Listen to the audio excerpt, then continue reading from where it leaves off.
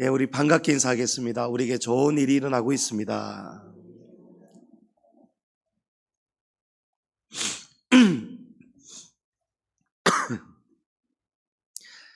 예, 5월입니다. 가정의 달이죠. 아마 오늘 대부분의 교회들마다 이 강단에서 우리 가정에 대해서, 어린이에 대해서, 또 어버이에 대해서 관한 그런 성경 말씀을 가지고 아마 말씀이 선포될 것입니다. 내일이 어린이날이죠. 그리고 어린이날이 지나고 8일이 이제 목요일입니다. 제가 어렸을 때는 이런 생각을 해본 적이 없었는데 이제 조금 신압으로 철이 조금씩 들어가는지 몰라도 이거 뭔가 잘못되었다. 어버이날이 먼저고 어린이날이 그 다음이 되는 것이 그래야 맞는데 막 이런 생각이 드는 거예요.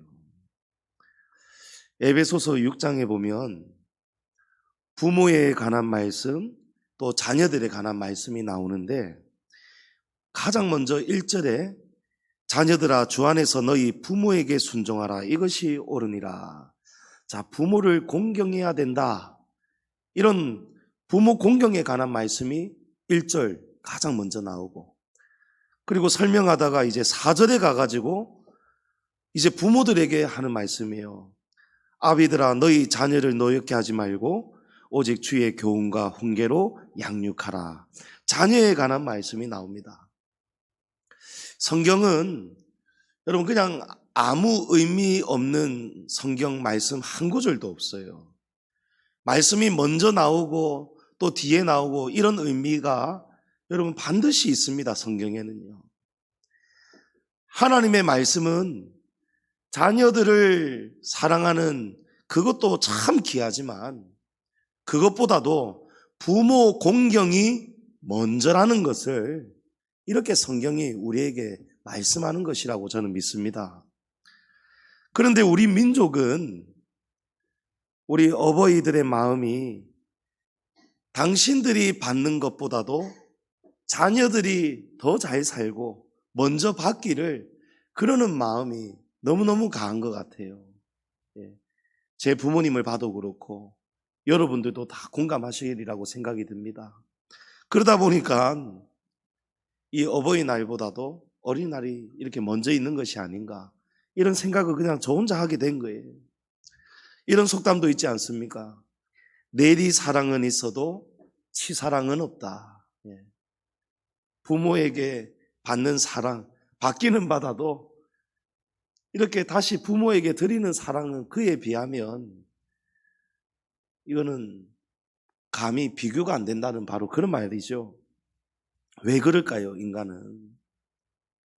우리 인간은 본성이 죄를 지은 이후부터 이 본성이 타락되었기 때문입니다. 이 타락의 본질이 바로 이기심입니다. 자기밖에 모르니까 받는 거는 좋아해요. 그런데 부모의 사랑은 다르죠. 받는 사랑만 좋아했던 사람도 부모가 되면 자식에게, 자녀에게 주고 싶은 거예요. 내가 못 먹더라도 자식은 더 잘 먹었으면 좋겠고, 비 오는 날 되면은 자녀들이 생각이 나고 걱정이 되고 비는 안 맞는지 그런 게 부모의 마음 아니겠습니까? 부모는 자식을 무한 사랑하는데 그 사랑에 우리 자녀들은 참 미치기가 어렵다 그런 말씀입니다. 하지만 성도는 그렇지 인간이 다 그렇지 하면서 세상과 똑같이 살아서는 안 됩니다. 우리 성도는 세상의 그런 본질들을 따라가는 사람들이 아니에요. 우리는 하나님을 따르는 성도들입니다. 하나님의 말씀과 그 가르침을 배워야 되는 거예요. 한꺼번에 안 되더라도 배워서 고쳐나가고 변화되어 가는 것이 우리 성도의 길임을 믿습니다. 그래서 우리는 이 죄의 본성을 버리고 하나님의 말씀을 따라가야 되는데, 하나님이 무엇을 말씀합니까? 부모를 공경하라, 웃 어른을 공경하라. 여러분, 부모만 어른이 아니죠. 예? 이웃들도, 우리 교회 안의 어른들도 다 우리 부모와 같은 거예요. 예? 우리 지나가다가 부모들이 자기 자식하고 닮은 아이만 봐도 막 눈길이 가고 막 가잖아요. 그러면서 마치 그 사람이 자기 자식인 것처럼, 어떤 때에는 아이고 내 자식 같아서 하면서 막 친절을 베풀고 사랑을 베풀 때가 있잖아요. 마찬가지예요. 내 자식이 귀하면 남의 자식이 귀한 것이고, 내 부모님이 귀하면 내 부모가 아닌 다른 어른들도 누군가에게는 다 귀한 부모들이란 말이에요. 잘났던 못났던, 가난하건 부자건, 똑똑하건 무지하건 상관없이 다 귀한 사람들입니다. 그래서 하나님은 우리에게 무엇을 말씀하시느냐? 성경은 레위기서 19장 32절에 보면, 너는 센 머리 앞에서 일어서고 노인의 얼굴을 공경하며 내 하나님을 경외하라. 나는 여호와이니라. 아멘. 여러분, 센 머리가 백발이 된 어른을 말씀합니다. 그러니까 한마디로 너희보다 연장자 앞에서 일어나라는 거예요. 버리장머리 없이 예의 없이 함부로 하지 말고 예를 갖춰라는 거예요. 가만히 있다가 어른이 오면 인기척을 느끼면 다 일어나서 공손한 태도를 보이라는 거예요. 그리고 노인의 얼굴을 공경하라는 거예요. 노인의 얼굴을 공경하며 내 하나님을 경외하라. 나는 여호와니라. 자, 이 말씀을 신학적으로 말씀 그대로 하나님이 무슨 의도로 우리에게 말씀하셨느냐? 부모를 공경하지 않으면서 하나님을 경외하는 신앙은 하나님이 보시기에 합당하지 않다는 것입니다. 하나님은 잘 섬겨요. 하나님 앞에서는 막 성심성의를 다해서 정말 고개를 숙이고, 아이고 우리 하나님 이렇게 하나님은 공경하고 하나님은 잘 섬기는데, 그런데 부모를 업신여긴단 말이에요. 교회에 나오면 하나님 앞에서는 하나님을 공경하는데 집에 가서는, 사회에서는 이웃 어른들을 대할 때는요 막 어른을 업신여기고 부모를 업신여긴다. 그러면 그런 믿음은 하나님께서 결코 용납하지 않는다는 거예요. 그건 선하게 받으실 수가 없다는 거예요. 여러분, 우리가 사회에서 젊은 사람이 버스나 지하철이나 길가나 또 이웃 간의 갈등 속에서 젊은 사람이, 특히 어떤 뉴스 보면은 20대 막 이런 젊은이가 70대, 80대 막 이런 경비일 하시는 어른을 함부로 하대하고 반말하고 거칠게 대하고, 심지어 욕설을, 폭언을 내뿜고 또 폭행을 하기도 하고 코뼈를 부러뜨리기도 하고 살인까지 일어나는 뉴스. 여러분, 얼마나 마음이 아픕니까? 얼마나 많이 마음이 아파요. 네? 근데 우리 보아도 아픈데 우리 안에서 그런 일이 일어난다면 여러분, 얼마나 그거는 성도로서 교회로서 잘못된 일입니까? 우리 교회 안에는 그런 분들이 물론 안 계시지만, 여러분, 교회 안에서 성도가 똑똑하고 힘이 있고 물질이 있고 이런 유력자, 힘 있는 자가 자기보다 나이는 한참 많은데 그분은 배우지도 못했고 또 아무 힘도 없고, 사람마다 기가 있잖아요. 기가 있고 사람마다 위치가 있단 말이에요. 좀 존중받을 만한 위치에 있는 사람이 있고, 어떤 사람은 너무너무 착해서인지 그냥 있는 듯 없는 듯 하면서 무시를 당하는 위치에 있는 그런 포지션도 있단 말이에요. 그게 실제 우리의 현실이고 우리 사람 사이에 여러분 이 관계지 않습니까? 암묵적인 누구나 다 알잖아요. 누구는 함부로 못하고 누구한테는 함부로 하는 사람 있잖아요, 여러분. 근데 하나님을 믿는 성도는 그렇게 살아서는 안 된다는 거예요. 예? 오히려 더 약자를 우리가 보호해 주어야 되고 존중해 주어야 되고 우리가 오히려 겸손하게 낮춰서 어른 앞에서 일어나야 돼요. 아이고 오셨습니까? 예? 여러분 직분이 어른 아닙니다. 예? 목사가 교회의 최고 어른이고 여러분 그런 말씀이 아니잖아요.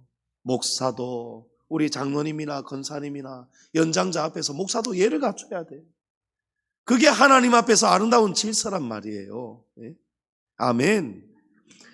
그러니까 샘머리 앞에서 일어나고 이게 하나님이 우리에게 가르쳐 주시는 말씀인데 그렇게 하지 못하고 사는 성도의 믿음은 하나님이 안 받으신다는 말씀이잖아요. 그래서 우리 양지중앙교회 안에서도 그런 분 안 계시지만 앞으로도 우리가 이 말씀을 주의해야 된다. 아멘. 예. 하나님은 다 보고 계시다는 거예요. 무시당할 만한 사람 그런 행동을 했다 할지라도 어른이면 어떻게 해야 됩니까? 여러분 우리가 져줘야 되고 물러나야 되고 이해해 드려야 되고 나도 언젠가 저 나이가 된다라는 것을 알아야 된다는 거예요. 예? 여러분 사람이 젊을 때는 총명합니다. 힘이 있습니다. 근데 나이가 들면은요 지식도 약해지고 지혜도 약해지고 힘도 약해지고 분별도 약해지고 하지만 성도는 그런 어른 앞에서도 그런 어른일수록 더 극진하게 지혜가 되어주고 힘이 되어주고 여러분 그래야 하나님의 교회고 성도가 되는 것입니다. 그러므로 저와 여러분은 반드시 웃어른을 공경하고 부모님께 효를 다하는 삶을 살아갈 수 있기를 축복합니다. 아멘. 오늘 본문은 룻이라는 여인의 이야기입니다. 이 룻은 효성이 아주 대단한 여인이라고 성경이 증거하고 있습니다. 그 효성이 얼마나 대단한지 동네 사람들이 나오미에게 다 망했던 나오미의 가정이 다시 일어나잖아요. 그런 일이 일어날 때에 동네 사람들이 막 나오미를 축하하는 장면이에요. 축하하면서 15절에 보면 동네 사람들이 나오미에게, 나오미는 룻의 시어머니거든요. 나오미에게 7 아들보다 귀한 내 며느리 하면서 막 룻이 진짜 대단한 며느리다. 7 아들보다도 더 나은 너의 며느리다 하면서 막 부러워하면서 축하를 해준단 말이에요. 아니 며느리가 시어머니를 도대체 얼마만큼 어떻게 섬겼길래 이런 칭함을 받는단 말입니까? 먼저 우리가 이 이야기의 배경을 알 필요가 있습니다. 자, 이 당시는 성경 시대로 볼 때 사사시대였어요. 이 사사시대에는 하나님을 잘 섬길 때는 복을 받지만 불신앙으로 돌아서면 또 하나님께서 이 이스라엘 백성들에게 큰 심판과 고난, 징계를 주실 때예요.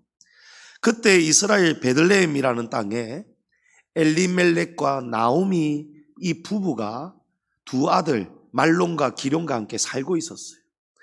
근데 그들이 살아가는 그 땅에 어느 날 느닷없이 흉년이 들었어요. 흉년도 보통 흉년이 아니고 아주 오랫동안 지속되는 극심한 흉년.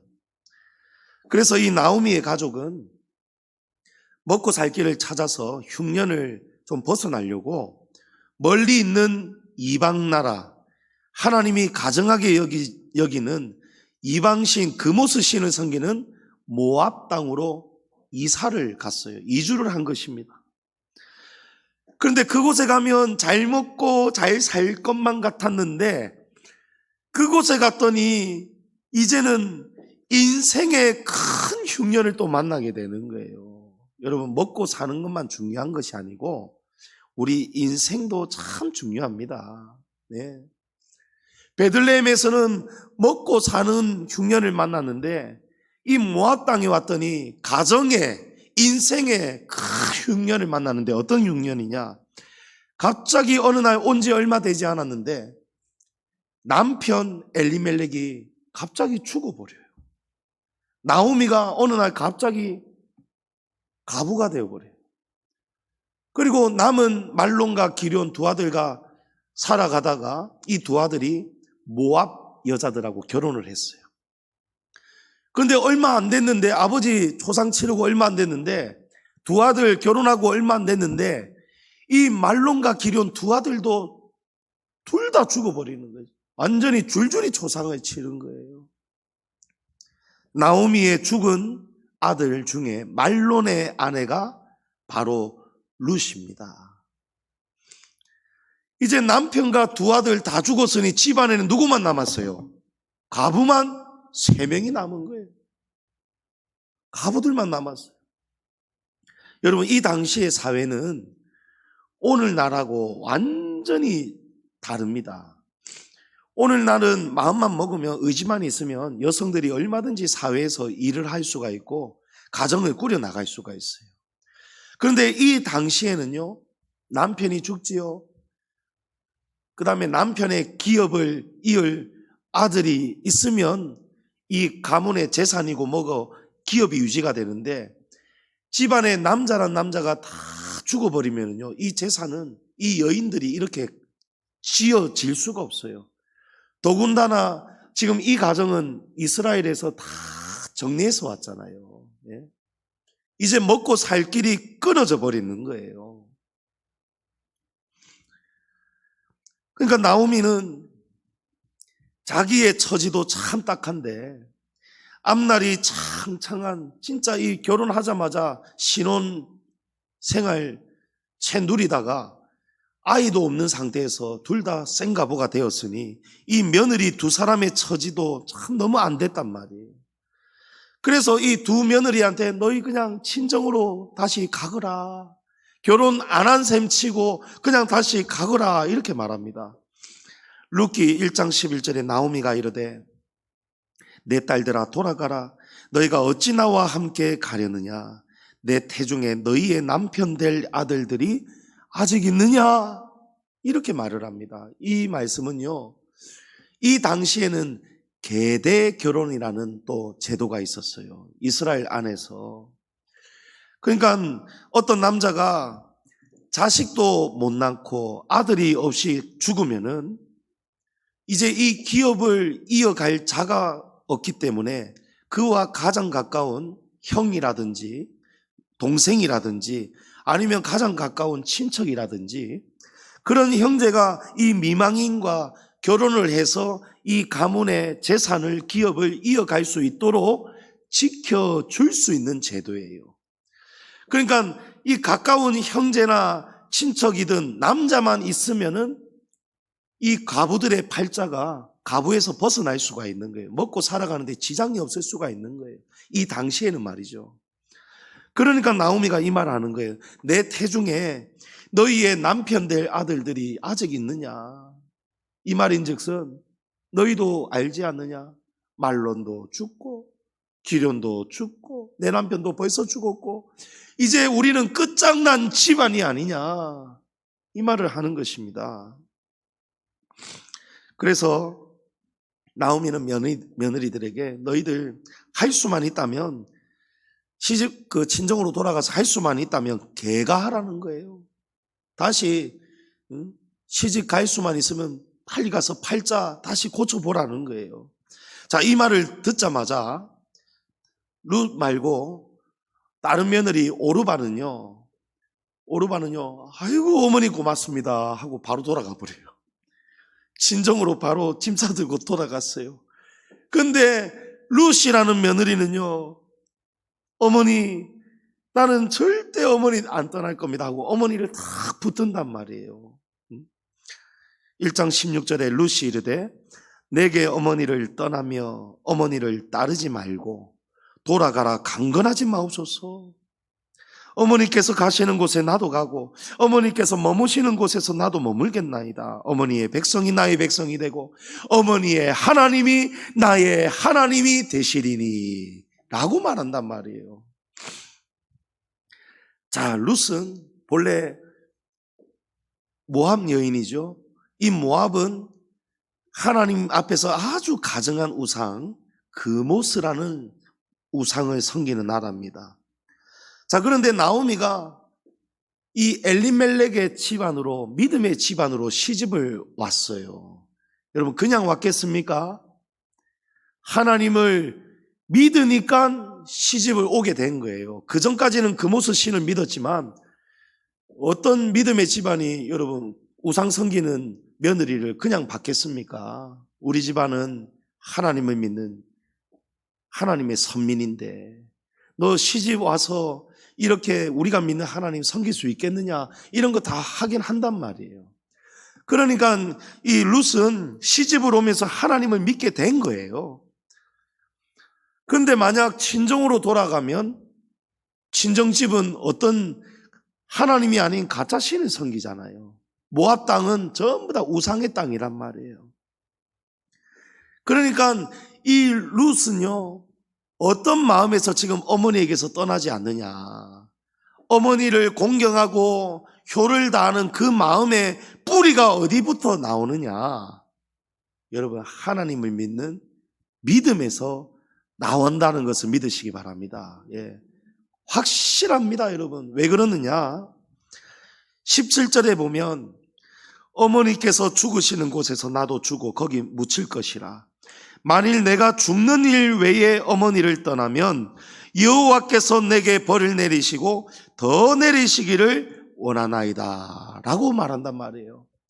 여러분, 이 말씀을요, 신학적으로 문맥적으로 이거를 깊이 들어가고 묵상하고 해석을 해보면,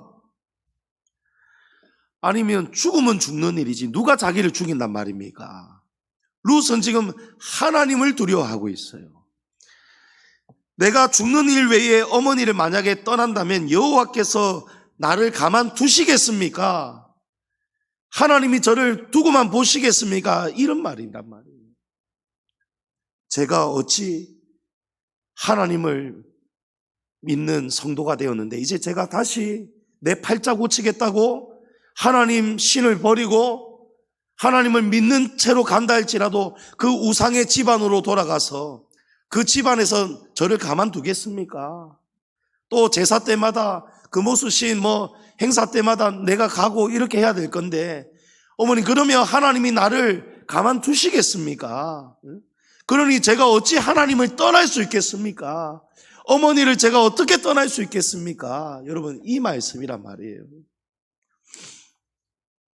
룻이 시어머니를 끝까지 섬기고 공경할 수 있었던 그 중심에는요, 룻은 하나님을 두려워하는 마음이 있었어요.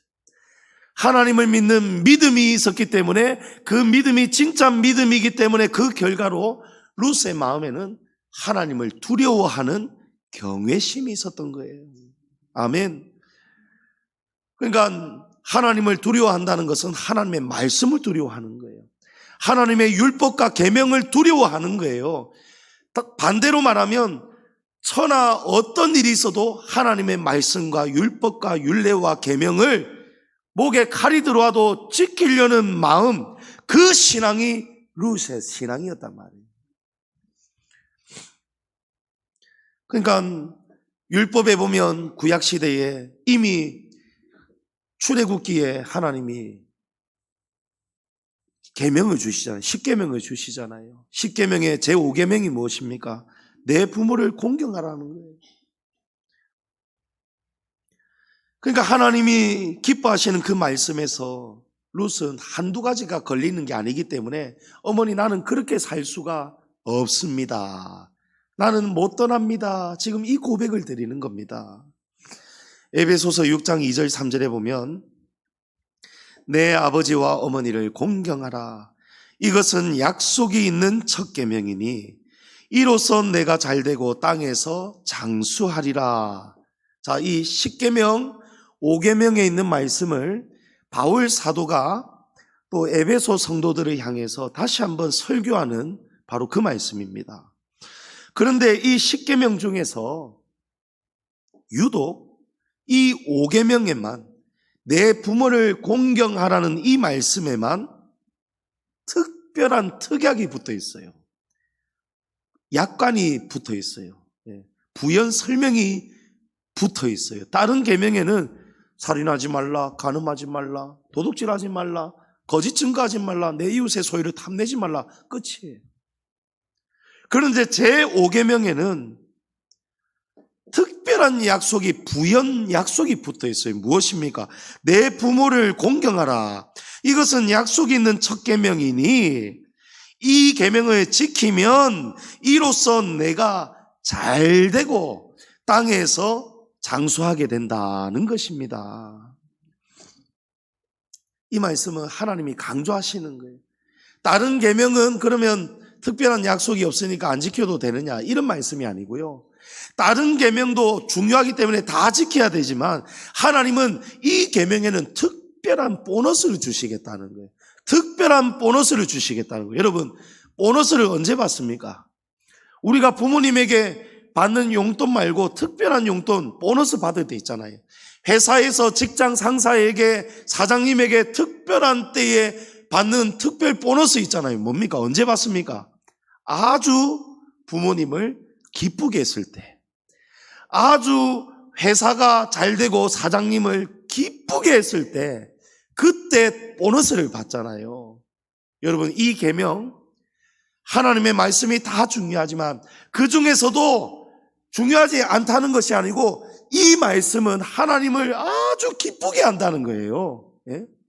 무엇입니까? 내 부모를 공경하라는 거예요. 그러면 하나님이 보시기에 너무 마음이 기뻐서 하나님께서 더 주겠다는 거예요. 특별 보너스, 땅에서 하는 일이 다 잘 되고 만사가 형통해지고 땅에서도 건강하게 장수한다, 무병장수한다, 이런 복을 주신다는 거예요. 여러분, 사람이 80, 90, 100세를 살아도요, 돈 없고 건강 다 잃고 못 걷고 그냥 사람 구실 제대로 못하고 누워만 있고 여러분 90, 100세까지 살고 싶습니까? 아니잖아요. 예? 그래서 9988123이잖아요.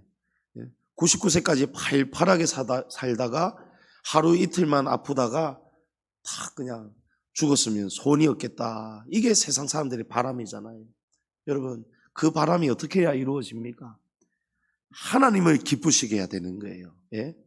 하나님을 기쁘시게 해야 됩니다.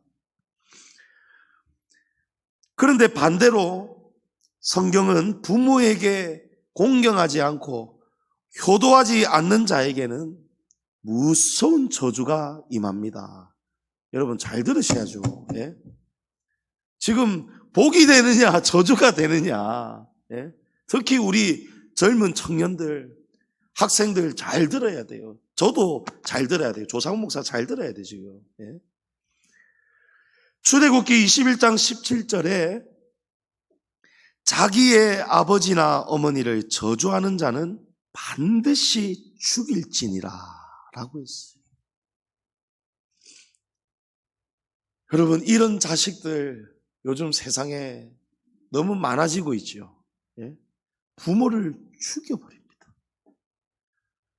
어떻게 아들이 딸이 부모를 죽인단 말입니까? 예? 그런 자는 하나님 앞에 저주를 받습니다. 이 땅에서도 저주를 받죠. 당연히 벌을 받지요. 근데 여러분, 진짜 저주는, 진짜 심판은 죽고 난 이유가 더 무서운 거예요.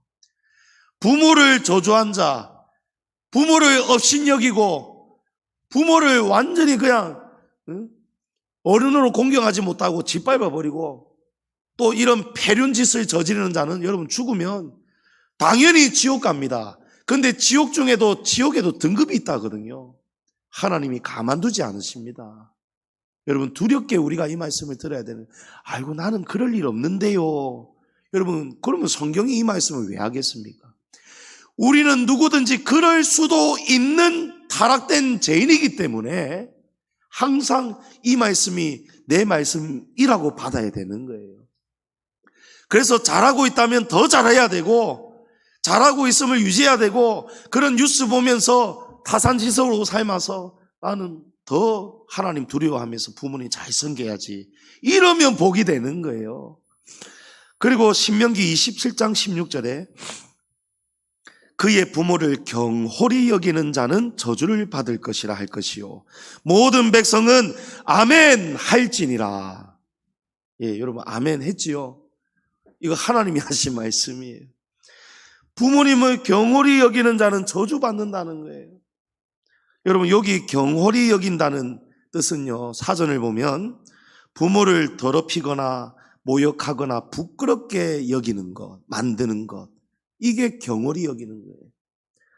그러니까 부모를 업신여기고 가볍게 여기고 욕을 보이고 나중에는 병들었다고 나이 들었다고 돈 없다고 아무 도움 안 된다고 부모를 헌신짝처럼 취급하는지 부모를 짐처럼 여기는 자식은 하나님께서 저주를 받는다는 거예요. 여러분 예전에는 부모님을 모시고 살았잖아요. 예? 근데 요즘 시대는 어떻습니까? 부모님이 오히려 불편해 하시죠.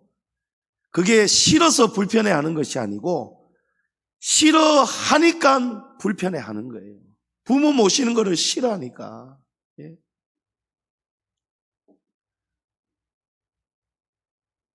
부모님을 마지막까지 여러분 가정에 모시고 공경하고 모시고 여러분 그런 자녀들은요 보면은 하나님의 말씀이 그거를 약속하잖아요. 다 하나님의 복을 받습니다. 예.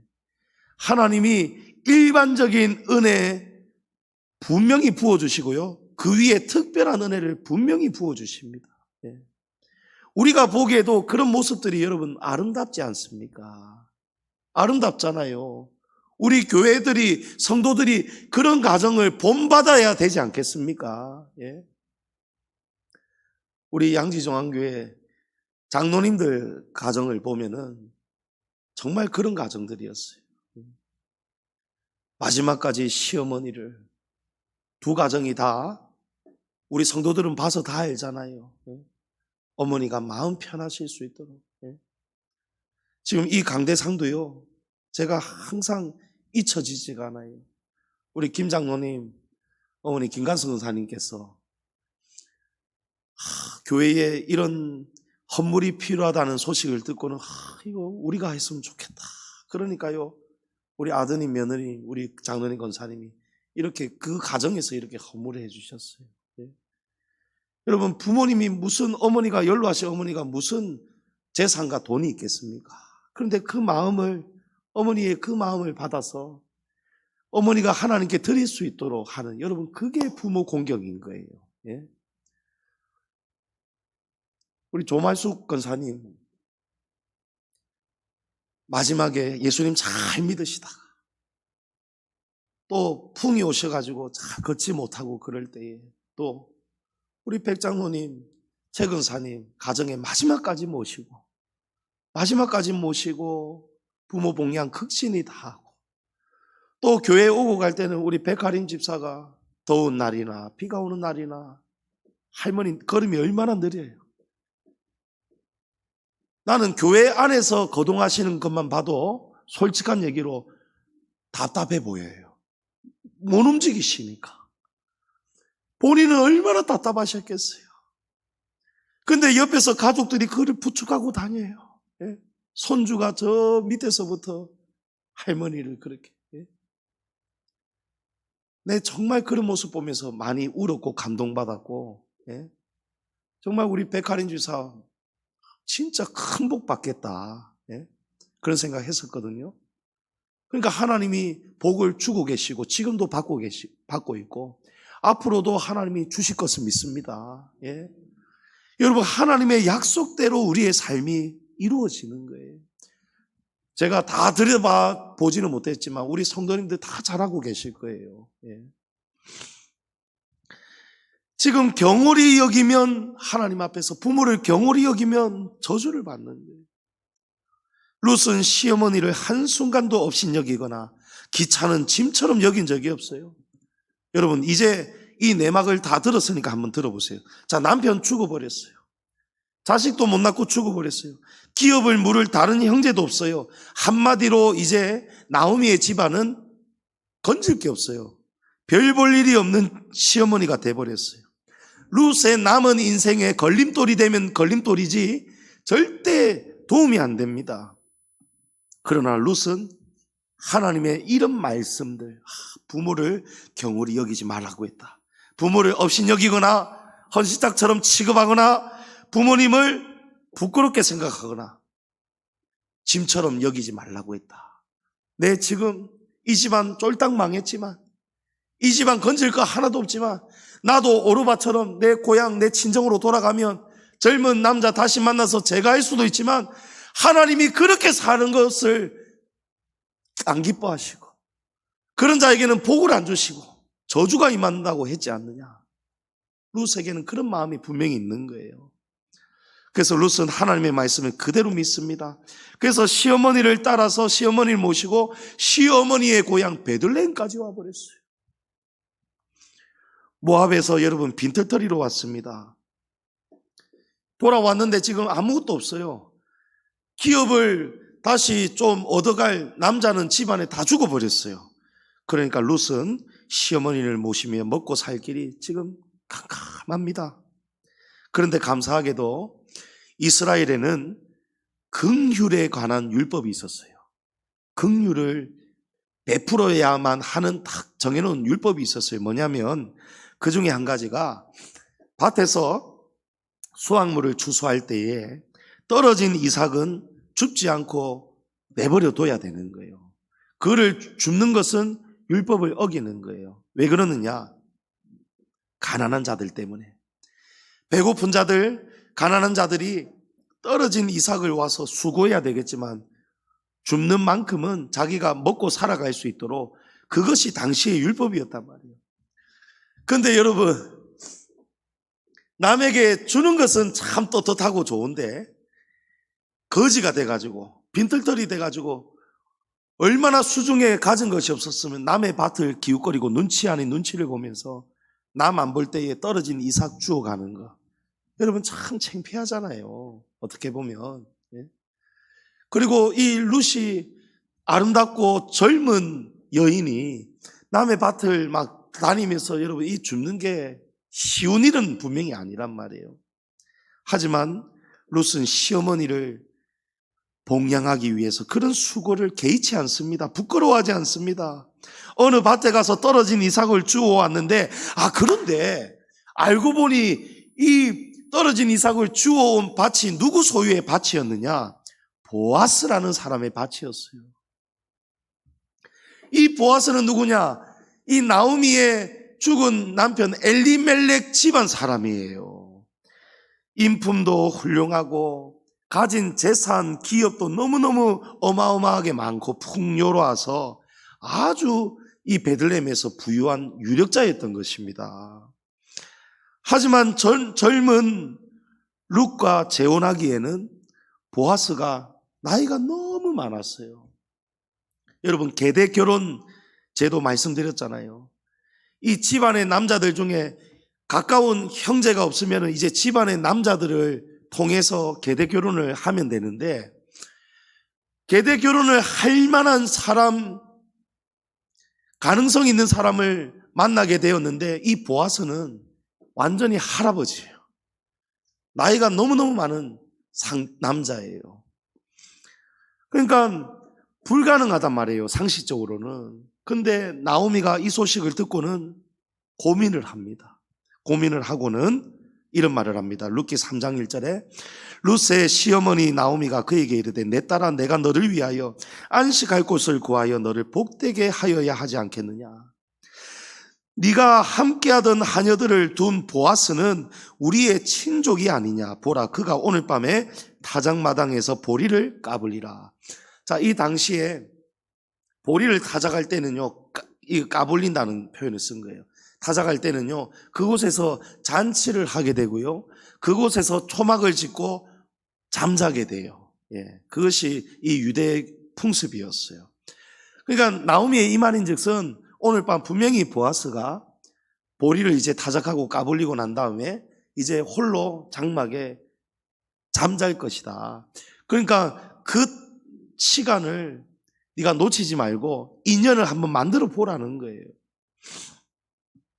그러니까 나오미는 고민을 해봤는데 왜 이런 결과를 가지고 며느리에게 말할까요?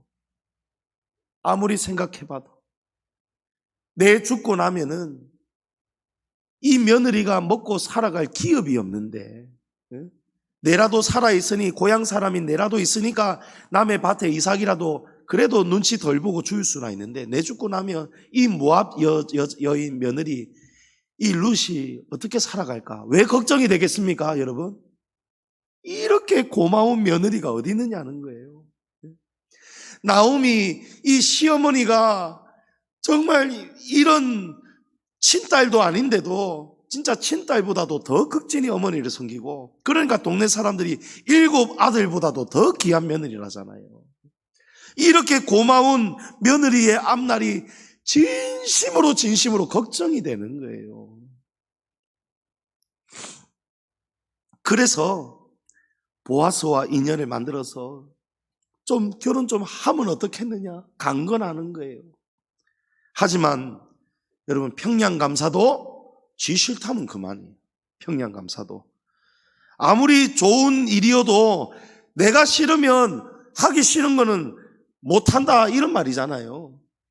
여러분, 룻은 다른 며느리 오르바처럼 친정 가버리면 사실은 얼마든지 제가할 수 있어요. 먹고 살 수 있어요. 젊고 힘 있는 모압 남자 다시 만날 수도 있어요. 그런데 인간적으로 보면 지금 굳이 고생을 사서 하고 있습니다. 자기에게 집만 되는 시어머니 끝까지 붙들고 시어머니 먹이려고 눈치 보면서 이삭도 죽으러 다니고 지금 사서 고생하고 있잖아요. 그런데 시어머니가 이제는 등을 떠미는데 어떻게 합니까? 늙은 남자한테 다시 시집 가보라는 거예요.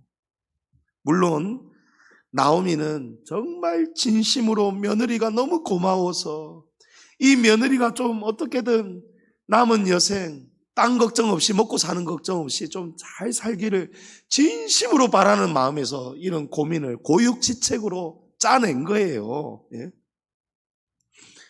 그런데 룻의 입장을 한번 보란 말이에요. 여러분, 제가 여러분이 룻의 입장에 한번 되어보면요, 아무리 돈 많고 땅이 많고 막 그래도 완전히 나이가 30살, 30 이상 막 차이가 나고 완전히 아버지도 아닌 할아버지 뻘 되는 남자, 이제 그런 남자에게, 그런 여자에게 여러분 제가 하고 싶겠느냐는 거예요. 기왕이면은 젊고 힘있고 같이 먹고 살아갈 그런 사람, 그게 상대적이지 않습니까? 근데 그럼에도 불구하고 룻이 어떻게 합니까? 집만 되는 시어머니 상식으로 보면 그런 어머니가 이 며느리에게 지금 정말 하기 힘든 제안을 하잖아요. 늙은 남자한테 시집 가라잖아요.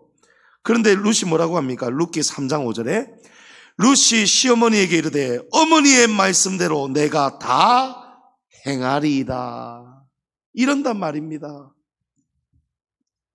늙은 남자한테 가라니까 어머님의 말씀이라면 제가 따르겠습니다 한단 말이에요. 성도님 여러분, 하나님께서 내 부모를 공경하라라고 말씀하셨어요. 공경이 무엇입니까? 여러분, 바로 룻의 모습에서 어머니를, 아버지를, 부모님을, 시부모님을 공경하는 그 면모를 우리가 오늘 배워야 되는 거예요. 그 감동을 우리가 받아야 되는 거예요. 부모가 힘이 없다고 무시하지도 않습니다. 업신여기지도 않습니다. 부모 먹이기 위해서, 봉양하기 위해서 남의 눈칫밥 먹고 이삭을 줍고 하는 그 수고를, 그 부끄러움을 개의치 않습니다. 그런데 거기서 더 나아가서 시어머니가 늙은 남자한테 좀 시집 가보라, 그래야 우리의 이 재산, 기업을 되찾을 수가 있고 나도 이 마지막 행복하겠고, 또 내가 눈을 감고 죽어도 네가 이 어마어마한 보아스의 부인이 되면 이 어마어마한 집들과 땅들과 재산을 누릴 너를 보고 내가 죽어야 내가 마음이 편하지 않겠느냐. 이 어머니의 그 마음을, 진심을 받아들여서 어머니 걱정하지 마세요. 제가 어머니 시키는 대로 다 행하겠습니다 한단 말이에요. 여러분, 우리 자식들이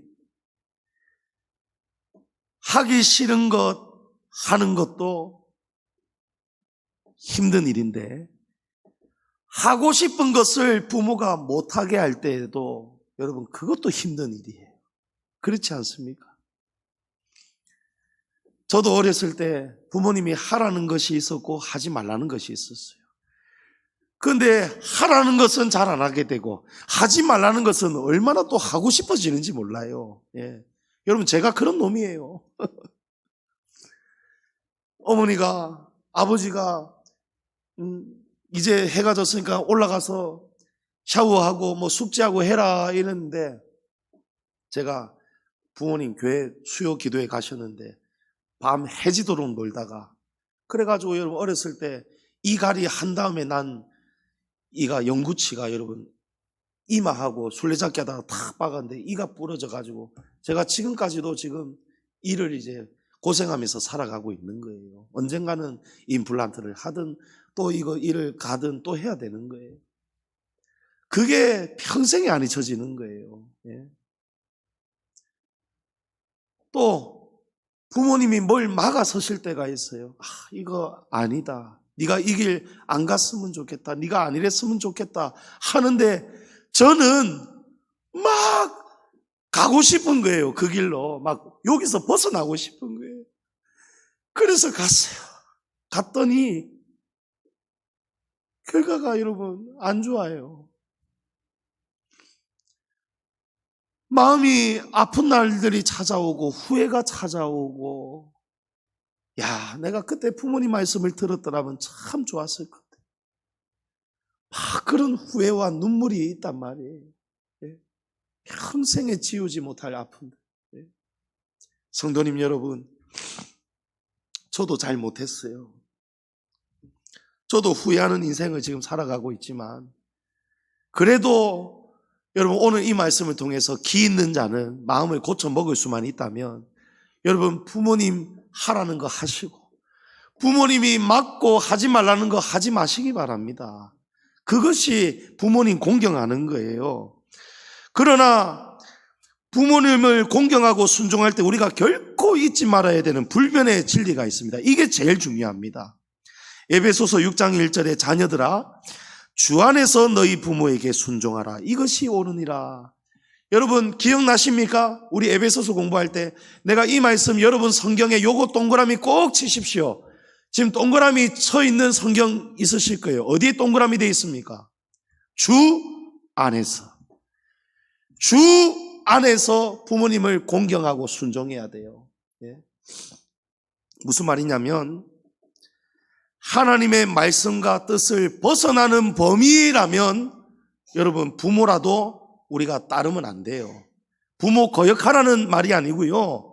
예를 들어서 부모님이 야 우리가 어느 때부터 예수 믿었느냐, 난 네가 예수 믿는 거 반대다, 예수 믿지 말고 다시 나와 같이 조상신 섬기자, 제사 지내자, 절하자, 절에 가자, 부처님 섬기자, 이런 말씀은 여러분 주 안에서를 벗어나니까 그 말씀은 우리가 순종할 수가 없는 말씀이라는 거예요. 하지만 또 이게 중요합니다. 주 안에서를 벗어나지 않는 그런 범위 안에서라면 부모님의 말씀에 순종하라. 이것이 옳다는 것입니다. 아멘. 그러면 여러분이 아이고 내가 이렇게 할 거를 부모님 말씀 들어서 손해 볼 수도 있습니다. 하지만 그 손해는요 임시적인 손해가 많습니다. 하나님이 결국에는요 그것이 옳았다는 것을, 잘했다는 것을 하나님이 반드시 알게 하십니다. 보상을 주십니다. 예. 그래야 하나님의 말씀 따라 살면 내 부모를 공경하라. 그러면 내가 땅에서 잘 되고 장수하리라. 아멘. 예. 성도님 여러분, 이제 말씀을 맺습니다. 롯은 하나님이 기뻐하시는 뜻 안에서 시어머니를 공경하고 순종했습니다. 여러분, 어떤 어머니를 공경하고 순종했습니까? 시어머니. 친정어머니 아니고 시어머니. 여러분, 앞에 시자부터 시어머니. 예? 여러분, 우리 집은 좋은데 시집, 우리 아버지, 어머니는 좋은데 시아버지, 시어머니 앞에 시자만 붙으면 희한하게 여러분 막 속에서 시거리신다대요. 여러분 시어머니예요. 좋으려면 참 좋은 사이인데 어려우려면 참 어려운 게 이 고부관계 아니겠어요. 더구나 남편은 죽었어요. 아무것도 별 볼 일 없는 폭삭망한 집안이 되어버렸어요. 그런데 룻은 끝까지 이 시어머니를 순종하였고 공경하였다는 거예요. 그래서 보아스는 룻의 이런 삶의 면모를 다 보았고 들었기 때문에 이 청혼의 의미를 누구보다 잘 알고 이해하기 때문에 이 보아스와 룻을 위해서 기꺼이 이 청혼을 받아들입니다. 룻기 2장 11절에 보면 보아스가 그에게 대답하여 이르되 내 남편이 죽은 후로 내가 시어머니에게 행한 모든 것과 내 부모와 고국을 떠나 전에 알지 못하던 백성에게로 온 일이 내게 분명히 알려졌느니라. 아멘. 자, 여러분, 보아스가 다 봤다는 거예요. 너의 효성을 내가 동네 사람들한테 다 들었고 내가 직접 보았고 내가 날마다 창피함과 수고를 무릅쓰고 와서 이삭을 어머니 먹여 살리려고 주워가는 거 보았고 더군다나 네가 모함 여인인데 이 어머니를 위해서 여기까지 와가지고 모시는 거 내가 다 보았다는 거예요. 여러분, 보아스 눈에 보였고 보아스 귀에 들렸다면 여러분, 무소부재하신 우리 하나님은 눈과 귀가 안 계신 곳이 없는데 하나님이 얼마나 우리를 잘 아시겠습니까? 얼마나 잘 아시겠어요? 아이고 아무개 성도야, 내가 이렇게 시어머니를, 시부모님을, 가족들을 또 친정 식구들을, 아버지를 끝까지 그렇게 사랑으로 섬기고 모시고 병간호하고 짐처럼 여기지 않고 가족들을 사랑하며 주 안에서 공경하고 순종한 모든 것을 내가 다 보았느니라. 하나님이 나중에 상을 주십니다. 부모님을 잘 섬긴 상이 있습니다, 여러분. 그런데 이 결혼을 통해서 룻이 어마어마한 이제 부잣집 마나님이 됐잖아요. 그런데 성경은요, 오늘 이 말씀 결론에서, 룻기의 결론에서 이제 룻이 보아스와 결혼해서 이제 땅 걱정 없고 먹고 사는 걱정 없고 부잣집 사모님 되었더라 이렇게 말하지 않습니다. 여러분, 무엇을 말씀합니까? 룻이 받은 진짜 복은요, 이런 세상의 복과 전혀 여러분 비교도 안 되는 놀라운 특별한 복이 있습니다. 무엇입니까? 본문 13절에 보면 이에 보아스가 룻을 맞이하여 아내로 삼고 그에게 들어갔더니 여호와께서 그에게 임신하게 하심으로 그가 아들을 낳으니라. 여러분, 여호와께서 이 아들을 주셨다는 거예요. 당연한 말씀입니다. 잠언에 보면 자식은 여호와의 주신 기업이요 태의 열매는 상급이로다 이런 말씀합니다. 여러분, 자식, 부부가 결혼해서 그냥 초야 치른다고 여러분 그런 생리적인 자녀 아닙니다. 하나님이 안 주시면 안 생기는 거예요. 시험관 몇 년을 해도 소용이 없어요. 여러분, 자식은 여호와께서 주시는 기업입니다. 그런데 하나님께서 이 룻에게 보아스와 결혼하자마자 임신하게 하셨다는 거예요. 그래서 아들을 낳았는데 이 아들이 누구냐? 17절에 우리 다 같이 한번 읽어봅니다. 그의 이웃 여인들이 그에게 이름을 지어주되 나오미에게 아들이 태어났다 하여 그의 이름을 오벳이라 하였는데 그는 다윗의 아버지인 이새의 아버지였더라. 아멘. 할렐루야. 여러분, 이 복을 주셨다는 거예요. 하나님께서. 어떤 복입니까? 룻은 이방 여자예요. 그모스 신을 섬겼던 이방 여인이에요. 그런데 그런 여자가 이 집안을 만나고 나오미를 만나면서 하나님을 믿게 되면서 구원을 받게 되는 복을 받았고, 첫째는. 그리고 지금 마지막에 이 받은 큰 복은 무엇입니까?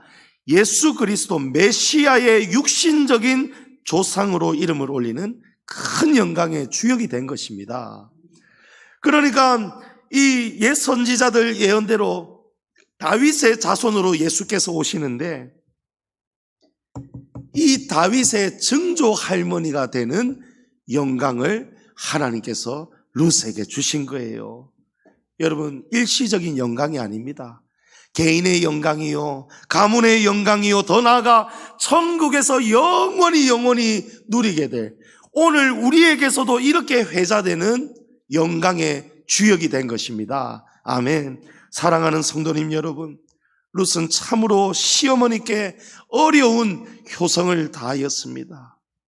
비록 룻의 인생에 뼈아픈 시련도 있었지만, 남편이 일찍 죽고 시아버지도 죽고 다 죽고 어려운 고난도 있었지만, 하나님께서 결국 하나님의 말씀을 붙들고 포기하지 않고 이 말씀대로 살았더니 부모를 공경하고 순종하고 하나님의 말씀 떠나지 않고 살았더니 하나님께서 그 인생의 과정을, 마지막을 이제는 복된 길로 인도하여 주셨습니다. 저와 여러분의 믿음과 삶의 중심에도 룻이 생명처럼 붙들은 것처럼 하나님의 말씀을 붙드셔서 이 가정의 달을 맞아서 우리 부모를 공경하시고 우리 교회의 웃 어른들을 공경하시고 사랑으로 서로 섬기셔서 하나님 사랑과 이웃 사랑의 복이 저와 여러분 가운데, 우리 교회 가운데, 가정들 속에 항상 넘칠 수 있기를 주의 이름으로 축원합니다. 아멘.